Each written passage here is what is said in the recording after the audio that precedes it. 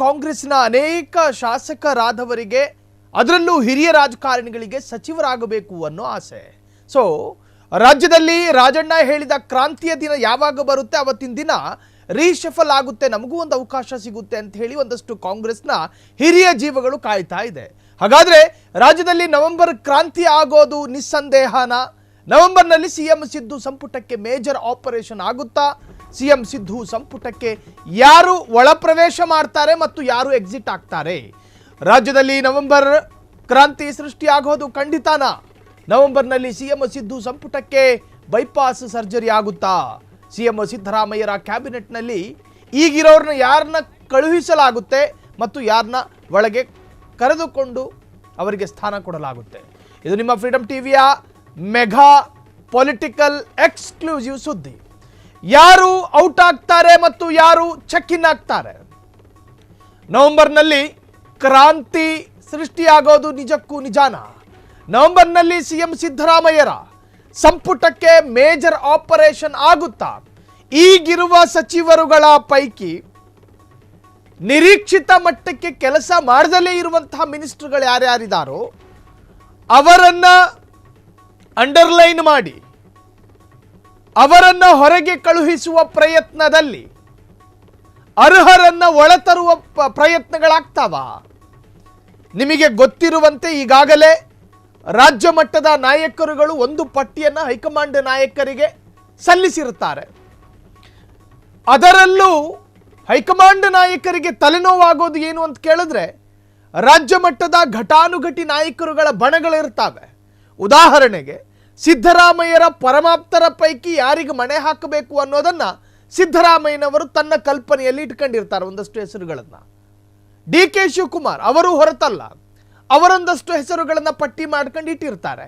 ಅವರಲ್ಲೊಂದಷ್ಟು ಜನ ಅಭಿಮಾನಿಗಳು ಬಂದು ಕೇಳ್ಕೊಂಡಿರ್ತಾರೆ, ಅಣ್ಣ ನಾವು ಇಷ್ಟು ವರ್ಷ ಕಾಂಗ್ರೆಸ್ನಲ್ಲಿ ದುಡ್ದಿದ್ದೀವಿ, ನಾನು ಸಚಿವನಾಗಬೇಕು ಅನ್ನೋ ಬಯಕೆ ನಮ್ಮಲ್ಲಿದ್ದಾವೆ, ಹಿರಿಯ ಶಾಸಕನಾಗಿ ಉಳಿದುಕೊಳ್ಳೋದೆಷ್ಟು ಸರಿ, ನನ್ನನ್ನು ಒಳಪ್ರವೇಶ ಮಾಡಿಸ್ಕೊಳ್ಳಿ ಅಂತ ಹೇಳಿ ಸಾಕಷ್ಟು ಜನ ಅಹವಾಲುಗಳನ್ನು ಕೊಟ್ಟಿರುತ್ತಾರೆ.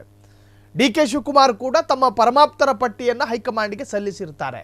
ಇನ್ನು ಎಐಸಿಸಿ ಅಧ್ಯಕ್ಷ ಮಲ್ಲಿಕಾರ್ಜುನ್ ಖರ್ಗೆ ಅವರು ಇದರಲ್ಲೂ ಹೊರತಾಗಲ್ಲ. ಅವರಲ್ಲೊಂದಷ್ಟು ಪರಮಾಪ್ತರನ್ನ ಅವರು ಪಟ್ಟಿ ಮಾಡಿ ಕಳುಹಿಸಿಕೊಡಲಾಗುತ್ತೆ. ಉದಾಹರಣೆಗೆ ಒಂದು 6 ಹಾಲಿ ಸಚಿವರುಗಳನ್ನ ಔಟ್ ಮಾಡುವುದಾದರೆ 6 ಸಚಿವರನ್ನ ಒಳಪ್ರವೇಶ ಮಾಡ್ಕೋಬೇಕು. 6 ಸಚಿವರು ಯಾರು ಅನ್ನೋದನ್ನ ತೀರ್ಮಾನ ಮಾಡೋದೇ ಅತಿ ಕಷ್ಟಕರ. ಡಿ.ಕೆ. ಶಿವಕುಮಾರ್ ಬಣದವರನ್ನು ಆಯ್ಕೆ ಮಾಡ್ಕೊಂಡ್ರೆ ಸಿದ್ದು ಬಣಕ್ಕಾಗಲ್ಲ.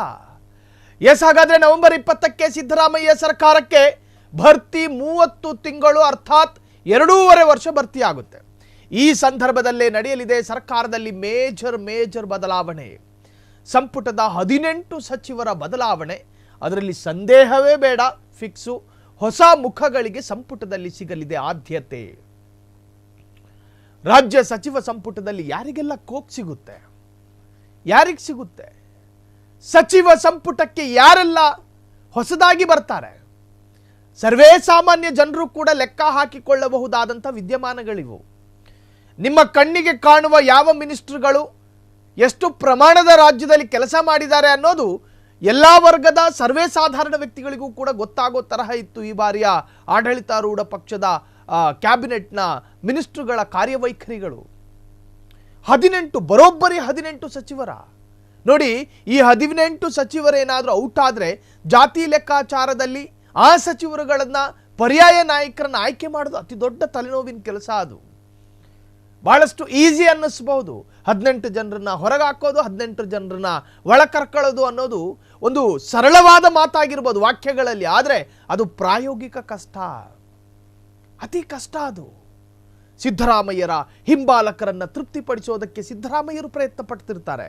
ಡಿ.ಕೆ. ಶಿವಕುಮಾರ್ 2028ರ ನಾಯಕತ್ವವನ್ನು ವಹಿಸಬೇಕಾದಂತಹ ನಾಯಕ ತನ್ನ ಪರಮಾಪ್ತರಿಗೆ ಮಿನಿಸ್ಟರ್ಗಿರಿಯನ್ನು ಕೊಟ್ಟರೆ ಮುಂದಿನ ಬಾರಿ ಚುನಾವಣೆಯಲ್ಲಿ ಬಹಳಷ್ಟು ಅವರಿಗೆ ಬೆಂಬಲ ಸಿಗುತ್ತೆ. ಹಂಗಿದ್ದಾಗ ನನ್ನ ಆಪ್ತರಿಗೆ ಸಿಗಬೇಕು ಅನ್ನೋ ಹಂಬಲ, ಉನ್ಮಾದ ಇರೋದು ಸತ್ಯ. ಸೊ ಹೀಗಿದ್ದಂತಹ ಸಂದರ್ಭದಲ್ಲಿ ಹೈಕಮಾಂಡ್ ನಾಯಕರು ಜಾತಿ ಲೆಕ್ಕಾಚಾರವನ್ನು ಮಾಡಿ ಪರ್ಯಾಯ ಸೂಕ್ತವಾದಂತಹ ನಾಯಕನ ಆಯ್ಕೆ ಮಾಡಿಕೊಳ್ಳೋದಿದೆಯಲ್ಲ, ಅದು ಅತ್ಯಂತ ಕಷ್ಟಕರ ಕೆಲಸ. ಹಾಗಾದ್ರೆ ನಿಮ್ಮ ಫ್ರೀಡಮ್ ಟಿವಿಯ ಸ್ಕ್ರೀನ್ ಮೇಲೆ ಸಿದ್ದರಾಮಯ್ಯರ ಸಂಪುಟದಲ್ಲಿ ಈಗಿರ್ತಕ್ಕಂಥ ಹಾಲಿ ಸಚಿವರು ಯಾರ್ಯಾರು ಔಟ್ ಆಗೋ ಸಾಧ್ಯತೆಗಳಿದ್ದಾವೆ ನಾವು ಸ್ಕ್ರೀನ್ನಲ್ಲಿ ವೆರಿ ಕ್ಲಿಯರ್ ತೋರಿಸ್ತೀವಿ.